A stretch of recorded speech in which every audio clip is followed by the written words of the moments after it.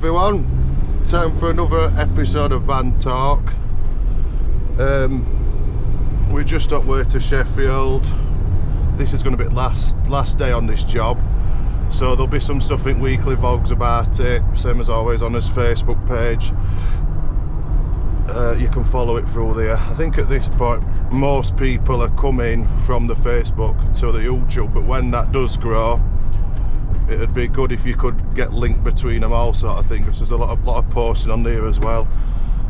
This is quite a lot of work, but we think we can manage the releasing a vlog on a Sunday, and then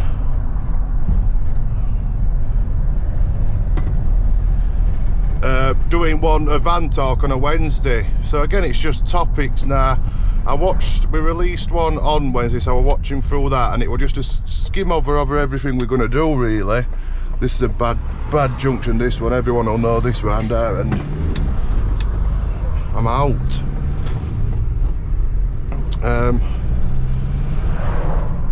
Yeah, skimming over different topics. So really, I've got a list together of things. One that's probably going to come up a lot for trades, or even people who just want to learn something, who's interested in it, because I'm interested in a lot of different industries that I've got no to do with at all, which is quoting for jobs. Now, I've seen a few breakdowns from certain bigger ones. The electrical channels, there's Artisan Electrics and Nick Bundy Electrical. They've done breakdowns before, how they quote, and I probably can do that one day to show you more, maybe in office at home, take you through it a bit more. But it was just to see, maybe get some comments going about different companies, different people, one-man bands, their methods for quoting, any problems you come across. I mean, our Facebook reaches a lot of people, and it's all organic through shares, through as friends, and just a reputation we've built up locally as well. So we get a lot of inquiries coming in, a lot of tags and stuff for jobs, a lot of inquiries coming in. We have got checker trade as well. Not really done much good with checker trade, to be honest. I have heard some people who do really well, but the jobs that come through, I think we're sort of stuck in middle of two things. When it's landscaping, it's not, but there's building and gardening, there's not really so the jobs get lost in between these categories. But yeah, we get a lot of inquiries, and it's just really sifting through them. I mean, you could be out quoting jobs 24/7, 7 days a week, and it's most people are truly they don't have an idea of what things cost.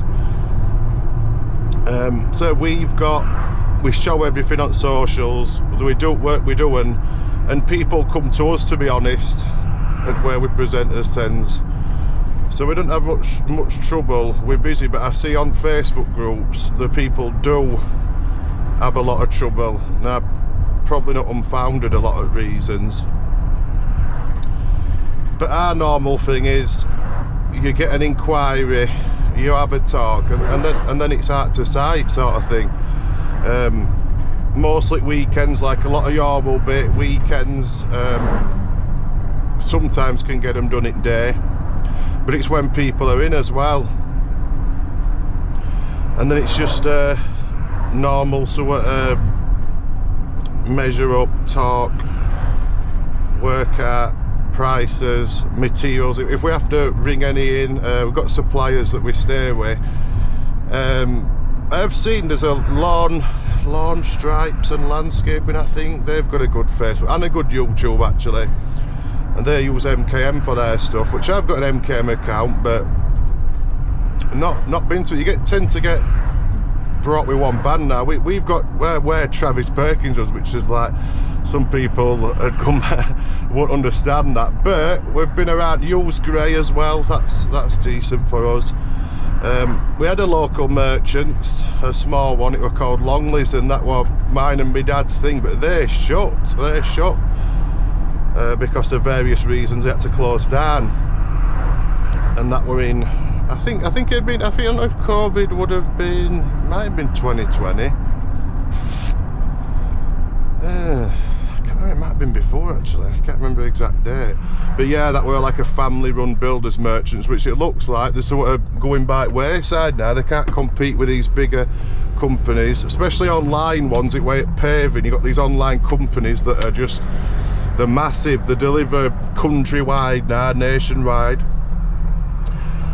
So that's again, with the delivery thing, that's a massive thing with a business.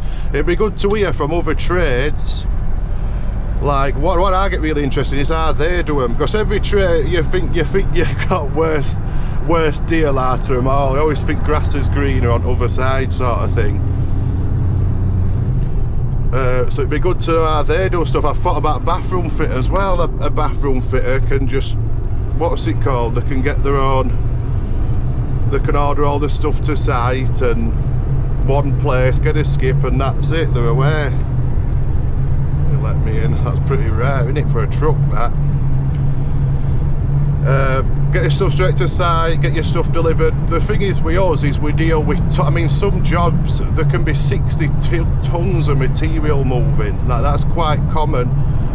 So at 40 ton, 2, 3, 4 grab loads out. That's going to come back in one shape or another. If you're that's if you're going back to an original level. If you're building up, retaining and filling, that's a lot of stuff to be moved about. So that's really where it gets really difficult arranging that. I don't know. I mean, I'm pretty open-minded about things, but I know why there's not a lot of, it's hard to find landscapers, because it is, if you think of the trades, how they're laid out, a lot of work in ours and all. When you're covering a big amount of ground, like landscape, when you're in a full garden, there's so much stuff to go wrong. Like we've done extensions in past, I know the internals go wrong, but you get your footings out, you get your brickwork, and you're like, you're not too bad. I mean, it's normally other trades where you get trouble inside, but with ours, I mean, every step of it can go wrong. And the thing is, that's why you see so many sort of cowboys, like, because anyone can call themselves a landscaper, and so you can get anyone doing it. Whereas a gas, with your gas safe, I mean, I've had a couple of gas, because I have done my gas safe, and it was just, when I was doing it, was actually getting into places, like getting in these tiny cupboards, getting into attics. It was a real struggle.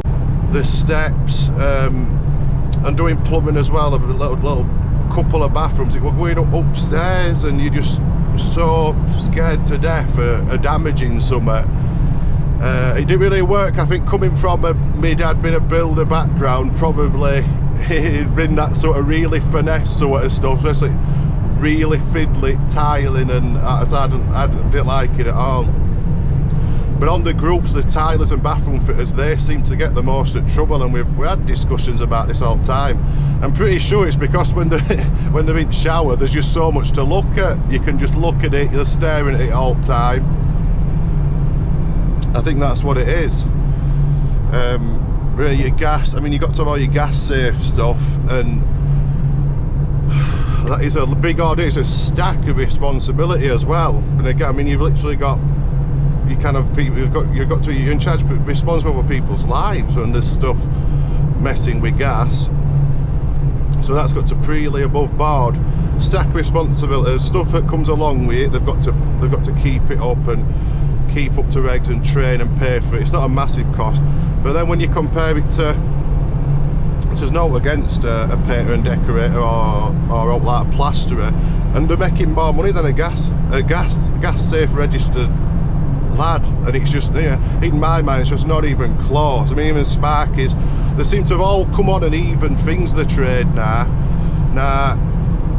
The thing is with building is it's very heavy work as well, so you can sort of offset it against being all this responsibility. Still got loads of responsibility, but say such as a painter, and it's not against them, but I don't really know how it got to level where they're getting whatever, charging what they're doing, because I know I've seen it on groups and they charge it same. It's a big thing in some gas groups, talking about are the well, what's the reasons for? There's not much incentive to do it anymore, because they could go doing these other trades, less qualified, less responsibility trades, and be earning similar money.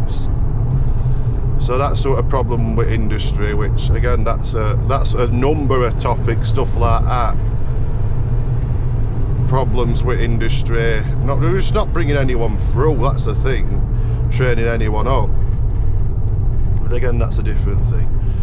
So really, yeah, we'll post this on channel probably on Wednesday. I mean, it's only Friday now. I thought I'd get in front of it. Is it Friday? It's Thursday actually. It's not Friday. Oh, it's Thursday. So yeah, I thought I'd get in front with it. And then it was, yeah, to see hear back people's quoting, any trouble you've had, stuff like that, any breakdowns. Sorry, any breakdowns, how you break down jobs. No, don't have to give numbers out, because nobody wants to do up like that. I mean, I will eventually, because it's just not, we're going to build up a reputation that just don't really hurt. I've got naught to hide, more to point, got naught to hide either. But the audience definitely needs to be a bit bigger for that sort of thing. So it could just reach more people, really.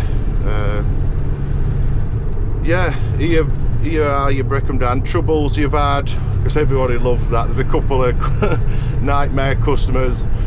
Luckily they've started coming through these like nightmare customers groups. It's full, like, got cowboy builders ones and all that. There were stacks of them, and so it's fading back a bit industry now, and you've got the groups. But I think there's a lot of fake stuff, but some of them are hilarious, and I'll believe them as well, because that's just what you get dealing with general public. But some of them, I mean, people, that's just how it is. There's some brilliant people, so we don't have trouble. Brilliant customers, get treated really well. But it's just getting cracked on and doing a good job. I wouldn't say best you can, because I truly think a lot of these people are doing the best they can. But if you've not been trained for years, or you don't pick it up very well, and you've not got an eye for detail and stuff like that. I mean, I've been doing it since I've been like 12-year-old. We're going to sites with my dad. So I'm 31 now. So in relation to how old I am, that's a lot of time I've grown up with it, sort of thing. And seen my dad go through what he has, and he's always stayed in the industry as well. So yeah, I don't know how long it is. I don't know whether, like the last one, we spliced a lot together, so it's come, because we had some old footage and we sort of covered topics and we spliced it together. It was 30 minutes, probably a bit long. We can keep around the 10-minute mark. So yeah, this one really is to get some feedback on how you quote jobs for customers, trouble you've had with customers, funny stories, and then that gives us something to work with, and we can maybe build on it. But it's just finding the right things at minute to go on topics that people are interested in. Okay, that's like a rolling roadblock. Drag race. It's a bit strange, isn't it? Oh, vehicle stranded. Yeah, so anyway, that one. As for work, on way to Sheffield. I'm going to get this one wrapped up, bit of a step to build. Grouted up, some decorative gravel, clean up, that's biggest thing. Get clean up done. That's a Sprinter, I don't really want to take on a Sprinter in this. Then we're back to Barnborough. I've been to pointing job this morning, so we'll be back to that tomorrow. I think we're going to need another couple of pointing guns, and there'll be some footage on that in the weekly at both jobs. Still trying to keep on top of it, and then I'll get some better stuff on the pointing mix. Probably I might do a little standalone stuff on Facebook, but maybe work it into vlog, because the stuff we show is really good, and it does bring me, we put them into vlogs, and there's so many good things in it, and we sort of, it can get lost altogether unless it's just me, because I think obviously the audience in there, I think we need not far off 100 subscribers in 3 weeks, which apparently that's really good from nothing. And in such a short space of time, so I think it'll grow. Still figuring that out. Look at that Mercedes' brake lights flashing. I don't know if you can see that. That's a trouble with them apparently. Something to do with reverse and brake. I don't know, something funny going on. But you see that a lot. So if you see a Sprinter and it's doing that, you know why. But yes, that's this van talk over. Get some feedback in, get some likes, comments, subscribe as well for more future stuff. And hopefully we in time, following will grow, and then we'll be able to look back on these and think, yeah, that's remember how we started, because we've come a long way. So if we keep building on this with people's help, and there should be some really good things coming in future. So yeah, thanks a lot. Thanks for taking your time out to watch and listen, and if you do like it, share it around, tell people, and it means well to us that. So yeah, brilliant, thank you, and see you later.